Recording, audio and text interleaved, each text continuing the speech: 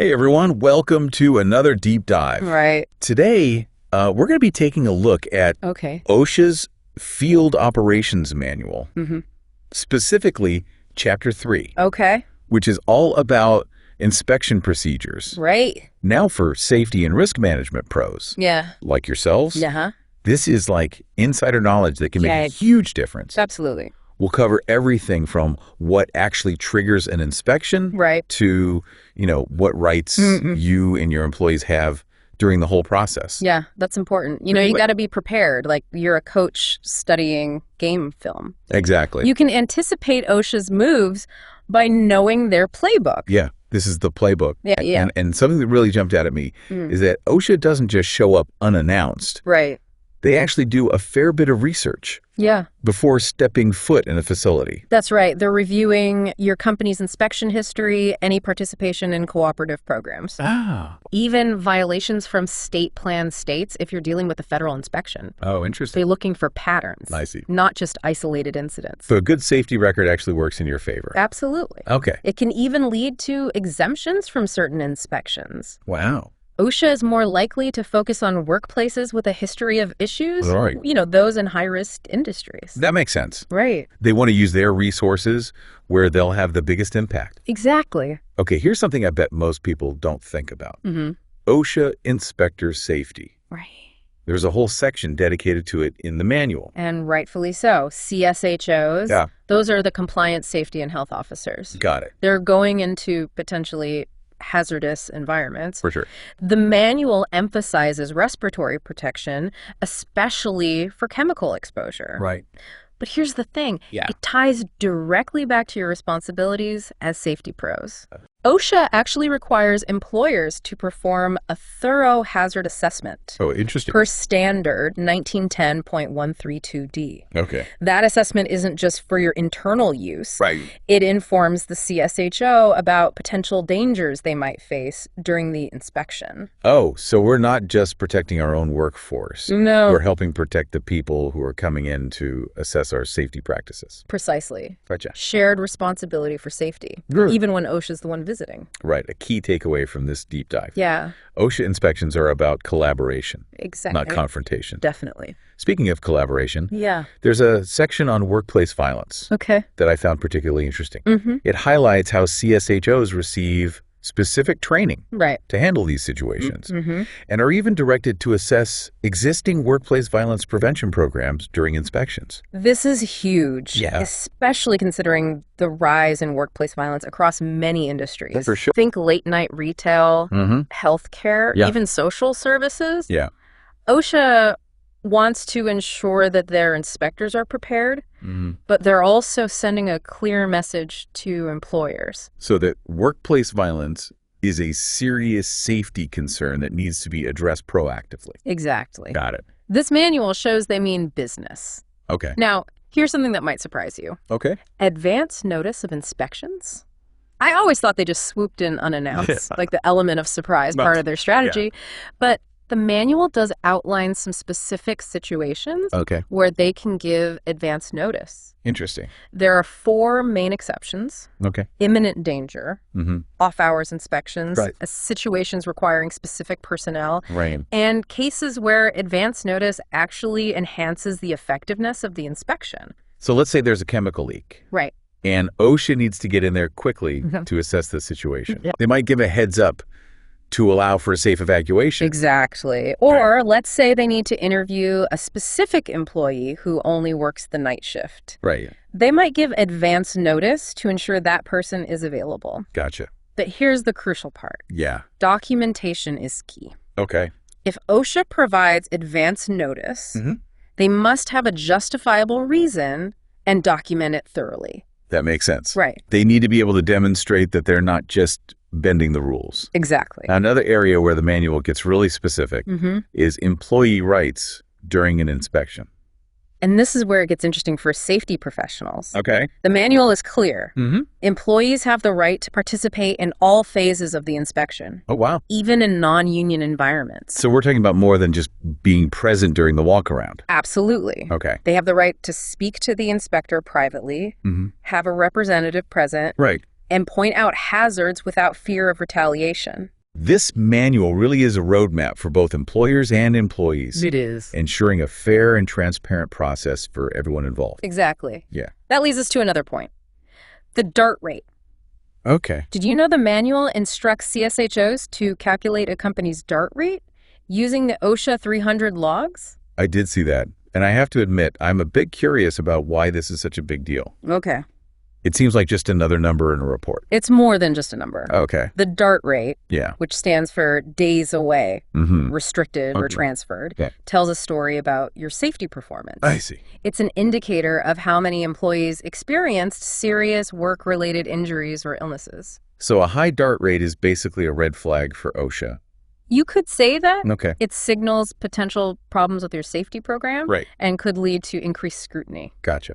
A good DART rate, on the other hand, can work in your favor, demonstrating a commitment to safety. Now, before we move on, let's talk about something that's particularly important for businesses dealing with sensitive information. Yeah. Trade secrets. This is an area where a lot of companies get nervous, right? Especially when it comes to OSHA inspections. So what does the manual have to say about protecting confidential information? It's very clear. Okay. CSHOs and all OSHA personnel are required to maintain the confidentiality of trade secrets. Right.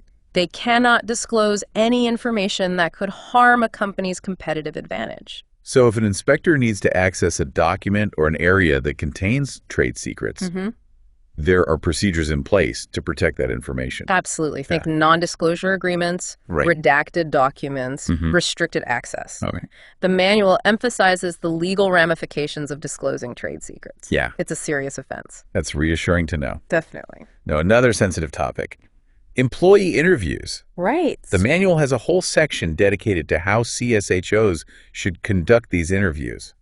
What are some of the key takeaways here? The focus is on privacy and protection. Okay. OSHA can and often does conduct employee interviews privately, away from management. Right.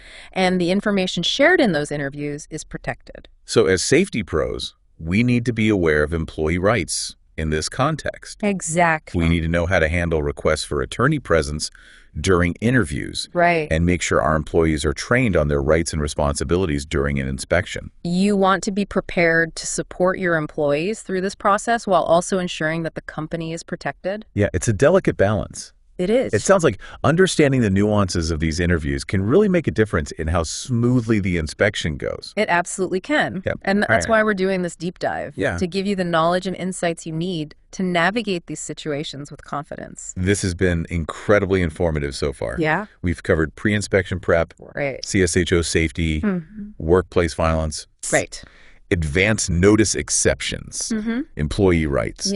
DART rate calculations, trade secret protection, and even the complexities of employee interviews. We've only just scratched the surface. Oh, wow. Stay tuned for part 2 of our deep dive, where we'll delve into specific OSHA inspection scenarios and explore how this knowledge can empower you to create a safer and more compliant workplace. Sounds good. Great. All right. We'll be back soon. Looking forward to it. Welcome back to our deep dive into OSHA's Field Operations Manual. All right. Right. Yes. Last time we covered some of those pre-inspection insights, and now we're getting into like the actual inspection process. Okay. Starting with the opening conference. So the opening conference really sets the stage for the entire inspection. Okay. It's where the CSHO introduces themselves, explains the purpose of the visit, and outlines the scope of the inspection. So it's not just OSHA like barging in and starting to write citations. Yeah. There's a little bit of a meet and greet involved. Exactly. The CSHO wants to make sure everyone's on the same page from the start. Gotcha. They'll typically present their credentials. Okay. Provide a copy of the complaint if there is one, and explain what the inspection will entail. Sounds like a good opportunity for employers and employees to ask questions and clarify any doubts right off the bat. Absolutely. Okay. The manual encourages open communication during the opening conference. Right.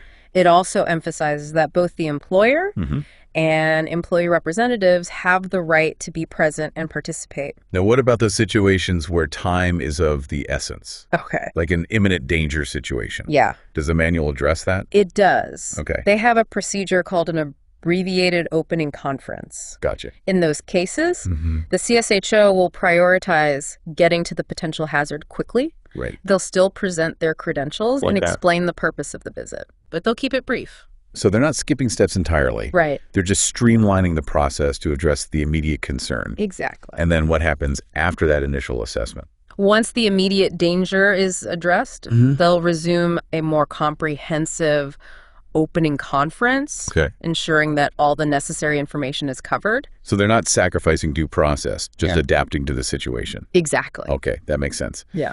After the opening conference, I imagine the next big thing is record keeping. Okay.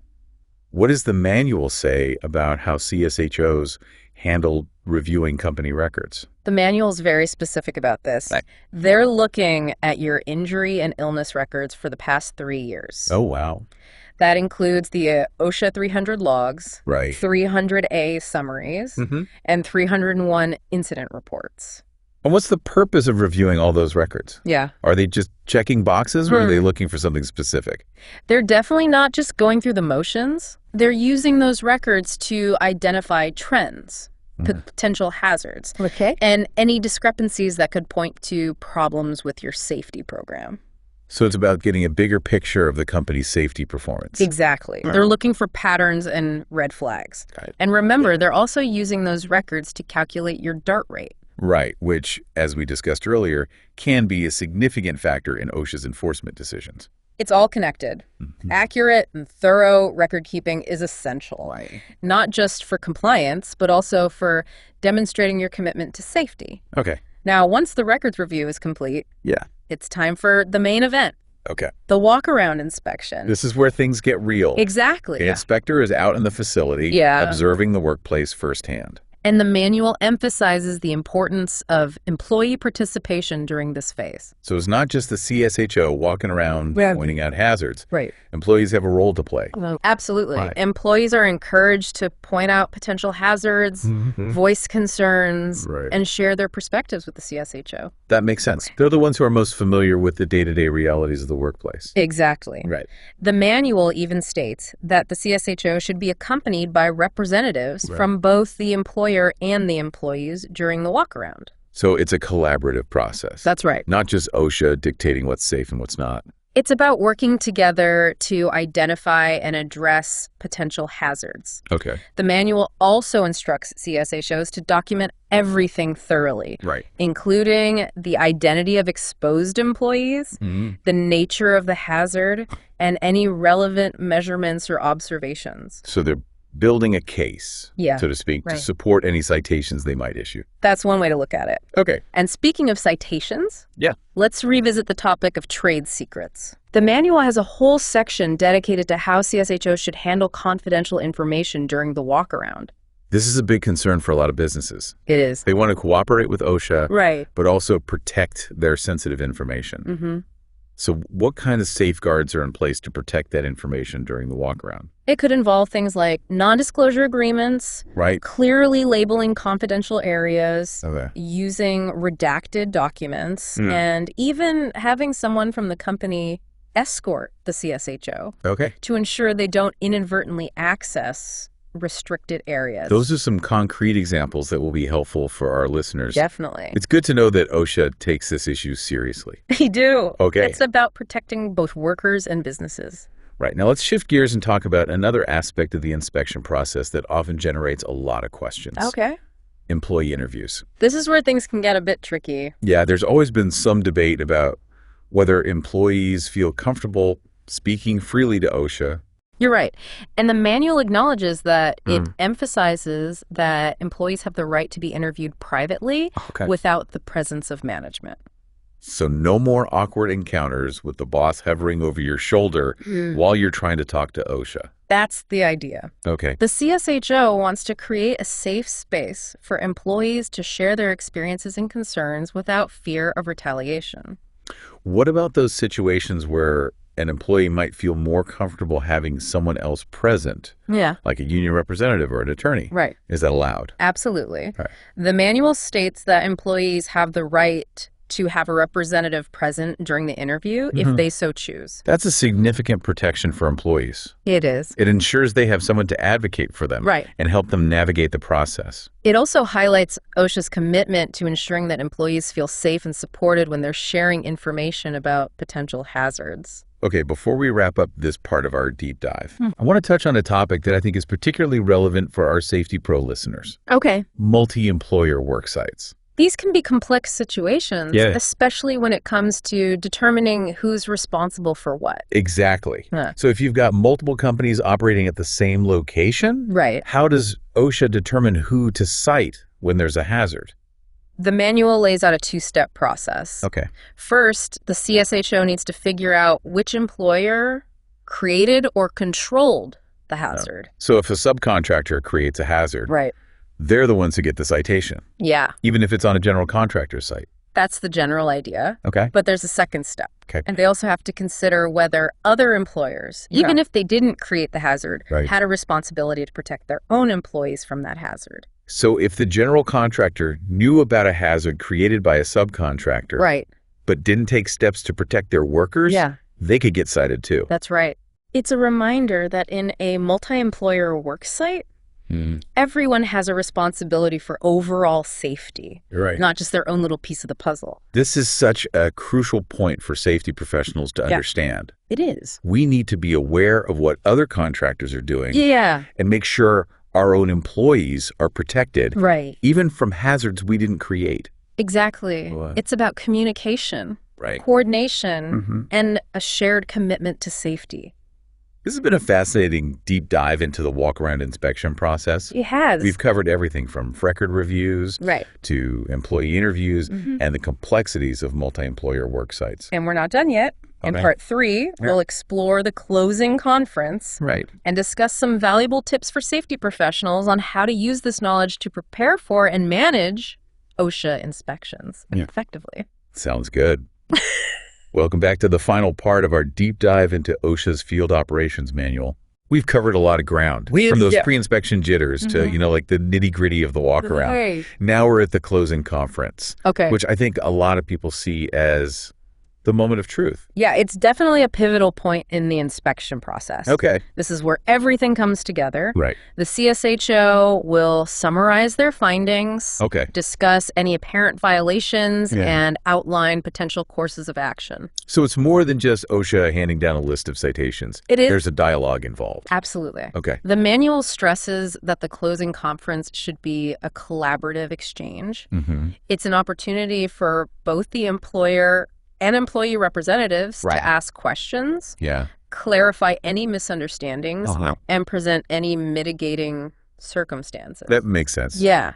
It's a chance to ensure everyone is on the same page before moving forward. Exactly. Now, I know penalties are a big concern for employers. Does the closing conference shed any light on how OSHA approaches those penalties? It does. The CSHO will typically explain the factors that come into play when determining penalties. Things like the severity of the violation, the employer's history of violations, and the company's good faith efforts to comply with regulations. So if a company has a solid safety program and has taken steps to correct hazards promptly, that could potentially reduce the penalties. Exactly. The manual encourages CSHOs to take those factors into account. That's good news. Yeah. For those of us who are constantly working to improve our safety programs. Absolutely. Now, what about abatement? Okay. What kind of guidance does the manual provide about the steps employers need to take to actually fix any identified hazards?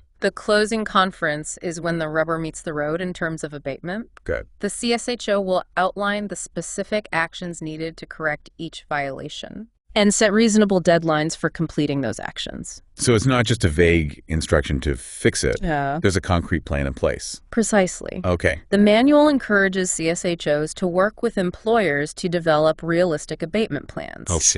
They're also instructed to offer guidance and resources to help employers understand the most effective ways to address hazards. That kind of support can be invaluable. It can. Especially if a company is dealing with like a complex hazard.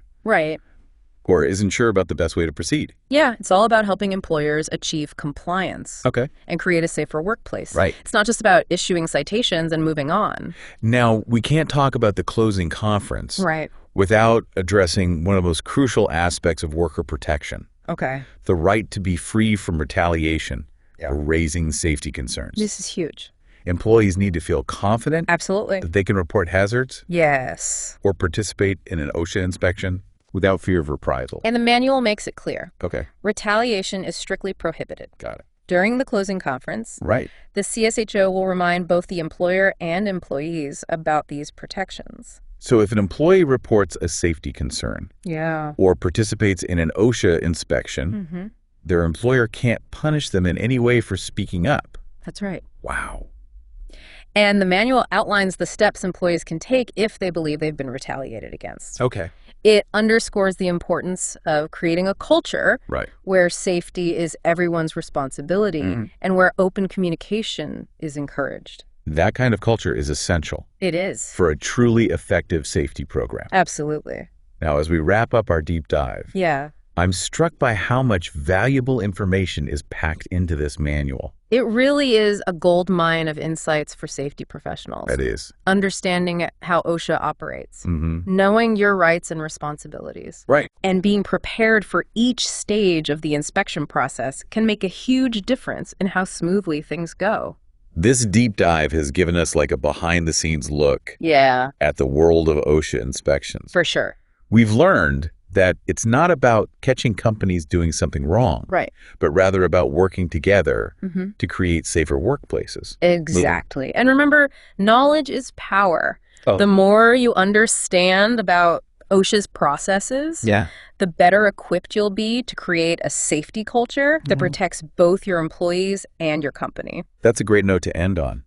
It is. Thank you for joining us for this in-depth exploration of OSHA's Field Operations Manual. I enjoyed it. We hope you found this information valuable. Definitely. Stay safe out there, everyone. Be safe.